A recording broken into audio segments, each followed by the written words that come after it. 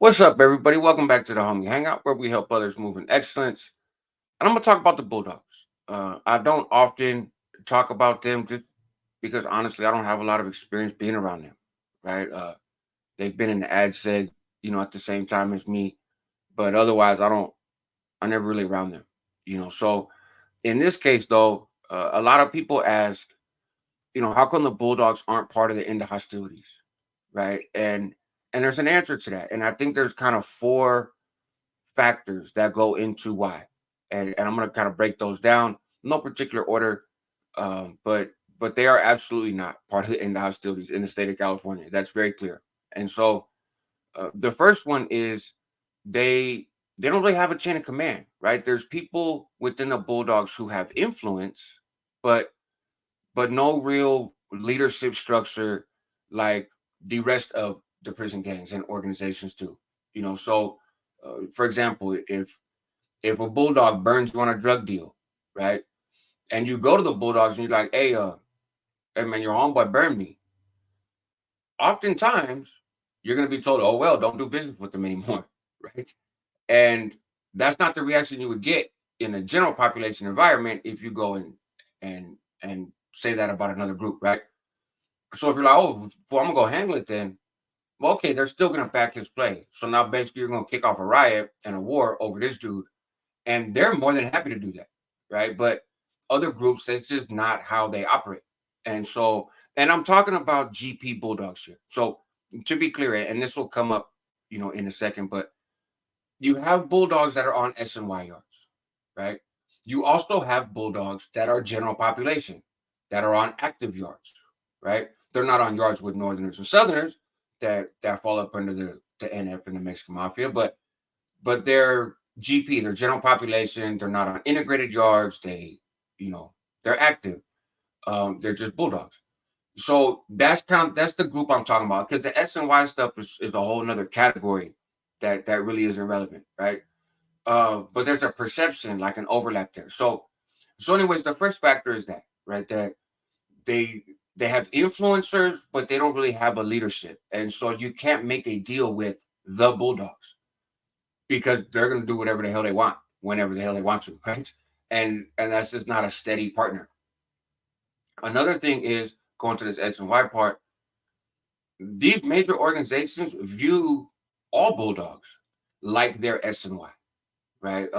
November 29th, 2018, there was a couple interviews that happened at New Folsom with Aryan Brotherhood members, right? Ronnie Yandell was a part of the commission and acknowledged that in the interview.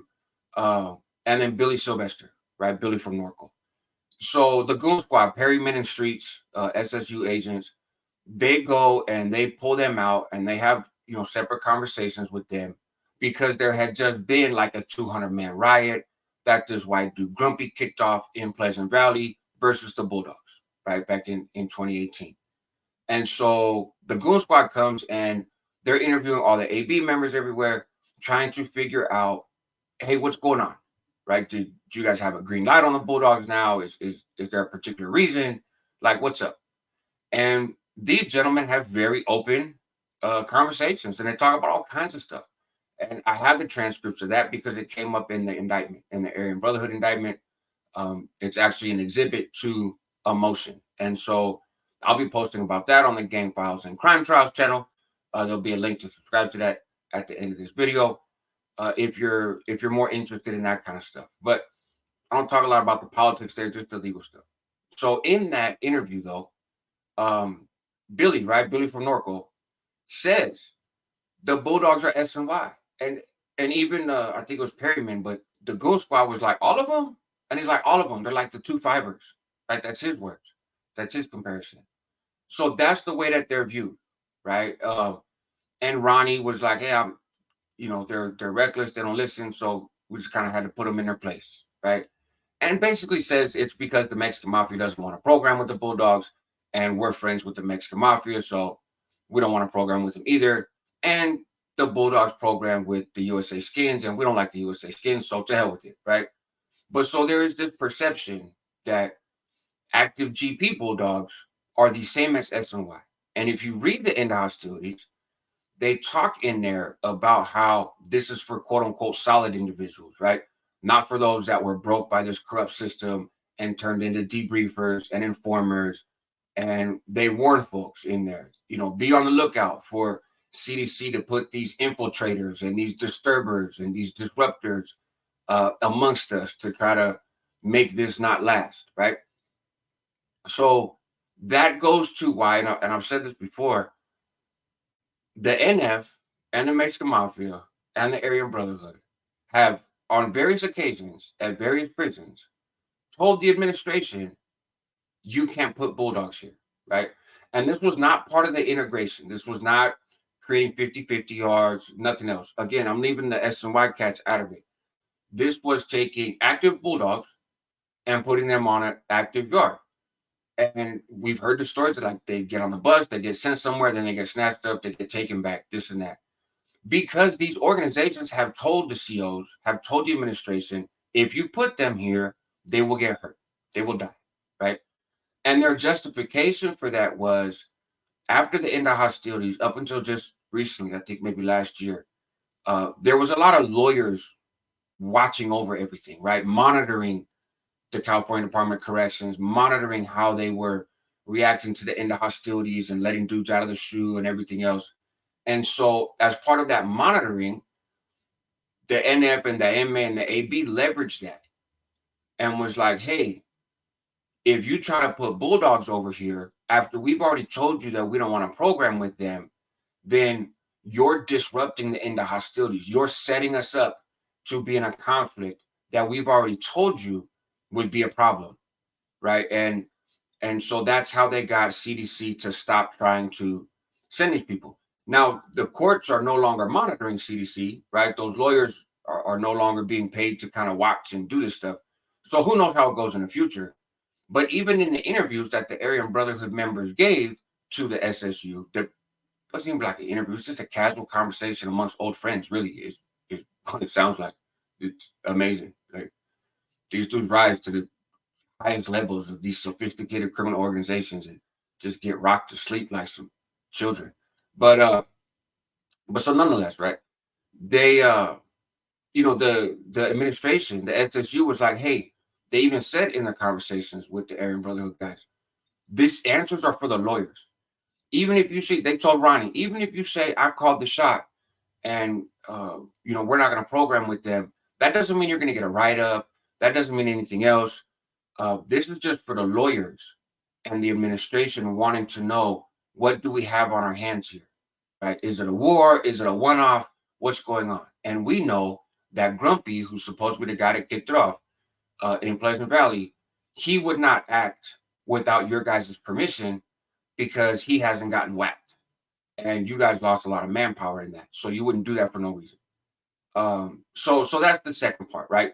They're just not viewed as an equal organization or group by the NF, the AB, or the Mexican Mafia, right? Third factor, they can't really be trusted in the brown cars, right? They have lined up with the NF in the past, obviously. The Bulldogs have also lined up under the Mexican Mafia in the past, right? For a much shorter period of time, but they still did it. And at the time that the end of hostilities is being crafted, right, in the short corridor, in the Bay, yes, people are optimistic. Yes, people are hopeful, right? Yes, some very serious conversations are being had by people who have an incredible amount of authority, right? But nobody really, really knew if this was going to work, right? It's all fine and dandy when we're talking, we're putting stuff on paper, and the COs are letting us out to go walk around to other units in the SU program and talk to our people and all this other stuff, right? That, again, in my time would have been unimaginable. Like, I never could have imagined any of that stuff, right? But it, those are the heavy hitters. Those are the big guys. So if they say okay, it's okay, I guess. So nobody knew when we go out to the yard. Once we start getting out of the shoe and we start getting put on the main line, is this going to hold up, right? Can I trust the other group? And in particular, when it comes to the NF and the Mexican Mafia, the Bulldogs are or were an unstable variable, right? Let's say we do overlook this other stuff, we bring them to the table, we have a conversation, and they agree to it and whatnot. Are they going to stick to that? And what if the NF wants to make a play on the Mexican Mafia? Where the Bulldogs going to go? They're going to ride with the NF or they're going to ride with the MA? Vice versa. What if the MA wants to make a play on make a play on the NF? Where the Bulldogs going to side? So they could be an asset. They could also be a threat. And neither one of the Brown groups, right, the NF nor the MA, had any real assurances or confidence where they would fall. So it's easier and safer, frankly, for those organizations to just say, look, man, you're not even at the table, right? We're going to eliminate the risk of your kind of instability and just, you're not going to be anywhere, right? You're not going to be over here with us. The last thing is, and this is more kind of philosophical, right? The existence of the Bulldogs on a yard, right? And again, we're talking about active GP yards, right? The existence of the Bulldogs on a yard with the NF and the Mexican Mafia, or either of them, represents a threat to the two-party system that exists in the brown population in prison, right? Yes, we have the Paisas, and shout out to them, but they don't even claim California, right? So it's a different set. But in terms of raza from California that identifies as being from California, you're either north or south. That's it, right? And everybody has grown used to this. Everybody is kind of indoctrinated with this. And if you don't make a choice, the choice is made for you, right? And I've talked about it before. Like, I've seen folks come that caught a case in Oakland and they didn't gangbang on the streets at all. They were just hustlers. But they come to the joint and they're from Alameda County. Guess what, homie? You're a northerner, right? Welcome into the fold, and you better catch up real quick on how things operate. The Southsiders have their whole thing of, residents and stuff. So the system, with the help of CDC and with the help of these organizations, is a two-party system. If you think about it in terms of like US politics, right? There's Democrats and Republicans. It's a two-party system. The existence of a third party is a threat to both, right? And again, we see that in politics. If somebody's rising up as a third party candidate and they have normally some idea that's getting some traction, but they normally are more likely to pull votes from either the Democrats or the Republicans. And whichever one they're likely to pull votes from, that major party absorbs their idea, right? Oh, okay, we'll get on board with that, and kind of neutralizes them. The Bulldogs being on the yard, what happens if there's Northerners on the yard that like the Bulldog program? You know what, man? I kind of like this. Like, I get to hustle and do my thing. I don't get taxed. Like, I get to sleep in all day if that's what I want to do. Uh, I like this. I want to ride with these guys, right? Same thing, Southsiders. Like, the Bulldogs are not limited to Fresno or even just Fresno County. There's Bulldogs from all over the place. Obviously, most of them are from Fresno County, but you got Bulldogs from San Francisco, you got Bulldogs from down south. So they pose a threat, right? The NF and the MA don't want you to believe that there's any other option. There's no other way to do time in the state of California as a quote unquote solid individual. Now you can lock it up, tuck tail, go S and Y, and then you're all these horrible things. But if you want to stay solid, you have to fall in line with one of us. And the one that you fall in line with is pretty much obvious and made for you, right? Like, there's not a whole lot of people that come into prison as Northerners and they rock as Norteños, and then all of a sudden they want to go sign up with the MA or vice versa, right? So the Bulldogs, by the nature of their get down, pose a threat. And so there you have it. This video is a little bit longer than I had intended, but I think those are the four factors that come into play. Again, no particular order, and I'm not saying which weighs more than the other. But this is why this whole, one raza and we're all brown and End All Hostilities and all that excludes a pretty decent sized group of raza that's incarcerated in the California Department of Corrections, that is on the GP side. That's why they're not in the mix. So anyways, like I said, tap into Gang Files and Crime Trials. I haven't been uploading there lately. I've been kind of dealing with some stuff, but I have those transcripts. In fact, I'm gonna try to upload them over there today and do a quick video just about the legal argument, right? Like, why did these interviews even become part of the indictment? How did this even happen?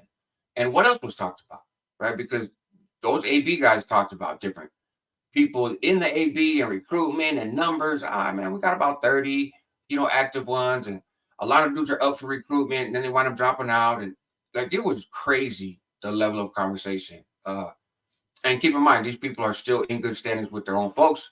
They're currently under federal indictment and they have a whole hell of a lot of authority.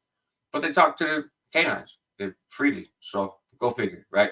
Stay out of prison, man. It ain't the place to be. Help others move in excellence. That's what homies do. Help yourself at the same time because you're worth it. Help your community and tap it, man. I'll be back.